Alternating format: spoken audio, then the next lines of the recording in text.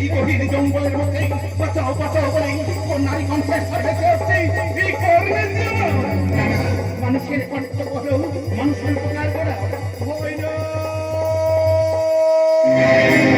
ভয় নয় আমি ভয় নয়, রক্ষা করতে আসিয়াছি তোমার বয়সে আমি। ভয় নয়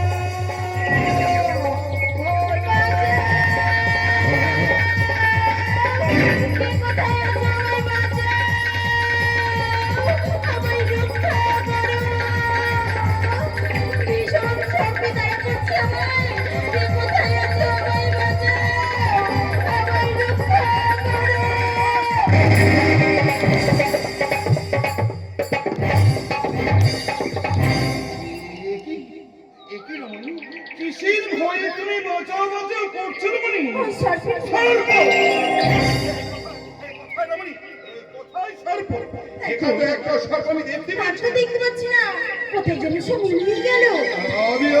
সঙ্গে সঙ্গে সর্পগুলো কোথায় মিলিয়ে গেল।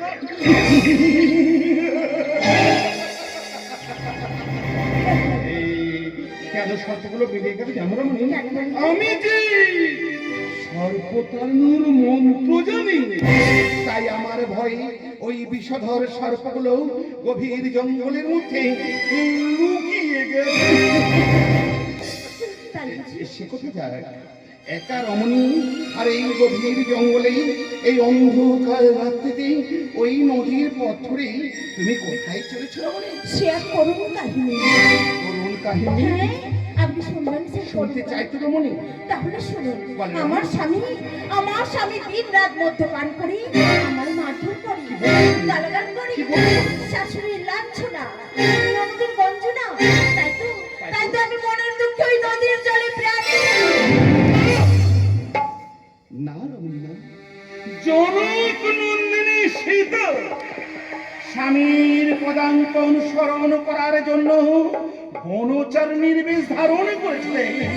স্বামী হচ্ছেন বটবৃক্ষ, আর স্ত্রী হচ্ছেন আস্তি তো লতা। তাই স্বামীর কথায় অপেক্ষা করে তোমার এই সুন্দর দেহটাকে ওই নদীর জলে বিসর্জন দিও না রমণী। আমি বলছি শোনো রমণী, এই মুহূর্তে তোমার স্বামীকে, তোমার শ্বশুরকে, তোমার শাশুড়িকে বুঝিয়ে আমি তোমাকে তোমার প্রাসাদে পৌঁছে দিয়ে আসবো। না না, যে মুখ নিয়ে আমি বেরিয়ে এসেছি ওই শ্বশুরালয় থেকে, সে মুখ নিয়ে আমি আর ফিরে যাব না। বুঝতে পেরেছি রমণী, বুঝতে পেরেছি। আজ তুমি রাগের বশে রয়েছো, তাই তুমি তোমার প্রাসাদে ফিরে যেতে চাইছো না।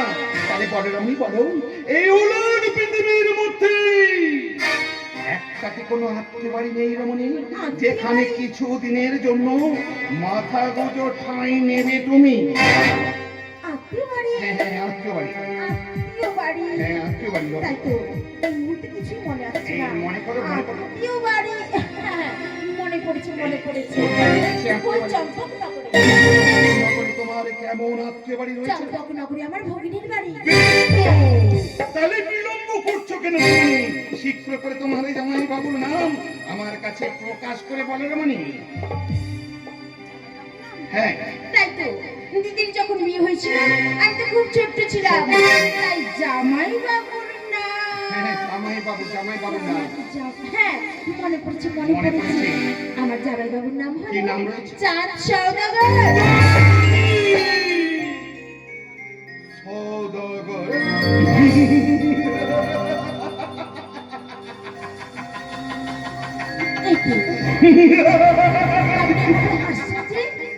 কেন হাসি? সে কথা আমি তোমায় বলবো। আচ্ছা রমণী, তুমি আমার এখানে কথা বলো তো, তুমি তোমার জামাই বাবুকে কোনোদিন দেখেছো? না না দেখনি। আর দেখনি যখন কেমন করে চিনতে পারবে? বেশ রমণী, তাহলে তুমি আমায় আর একখানে কথা বলো তো, তোমার জামাই বাবুর নাম যদি চন্দ্রধর বণিক হয়, তাহলে তোমার দিদির নাম কি? বলো বলো বলো। আমার দিদির নাম হলো সানুকা।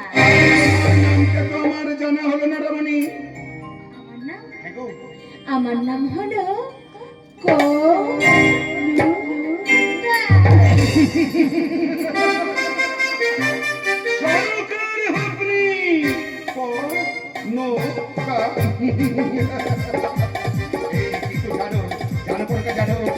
মাটিতে দাঁড়িয়ে দাঁড়িয়ে এতক্ষণ ধরে তুমি বাক্য ব্যয় করে চলেছ, এটাই তো সেই চম্পকনগর। আর তুমি ধরে কথা বলে চলেছ। আমারই নাম হচ্ছে চন্দ্রধর বণিক।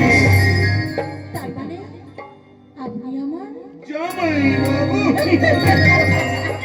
আর তুমি আমার টুসু মিষ্টি শালিকা।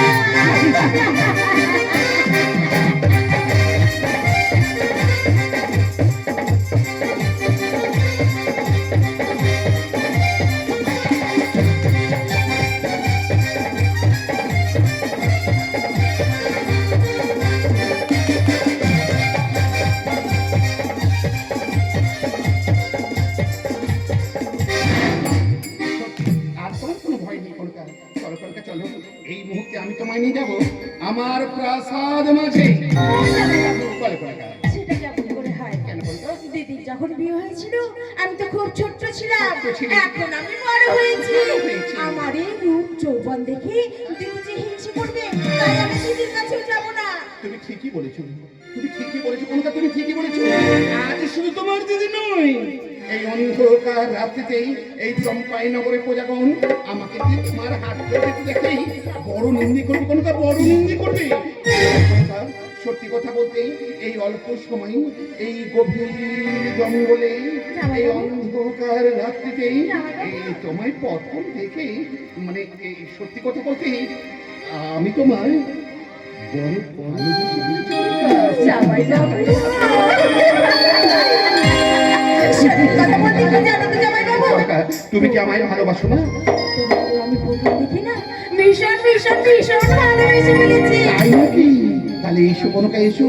এই মুহূর্তে তোমার আমার ভালোবাসা প্রতিষ্ঠান করে রাখতেই আমি তোমায় কোথায় নিয়ে যাবো জানো? জামাই বাবু? হ্যাঁ কনকা, হ্যাঁ, ওই নদীর অবান্তরে জামাই বাবু, মিশে যাবো আমরা অমন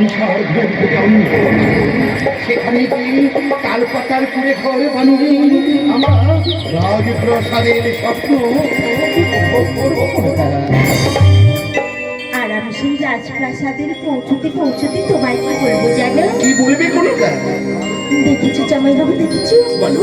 এই গভীর অরণ্য মাঝারি এই পরিবেশটা দেখে কত সুন্দর মনে হচ্ছে, মনে হলো ভীষণ আনন্দ হচ্ছে, তাই নাকি? মন ভরে যাচ্ছে আনন্দে। তাই বুঝি? তাই যেতে যেতে তোমায় আমি কি বলবো জানো? কি বলবি কনকা? মন ভরে যায় দেখে ঘুম করে বেড়াবো। কতবার দেখেছি তো নিজ যাওয়ায় বনের মুখ। লা লা লা লা লা লা লা লা লা লা লা লা লা।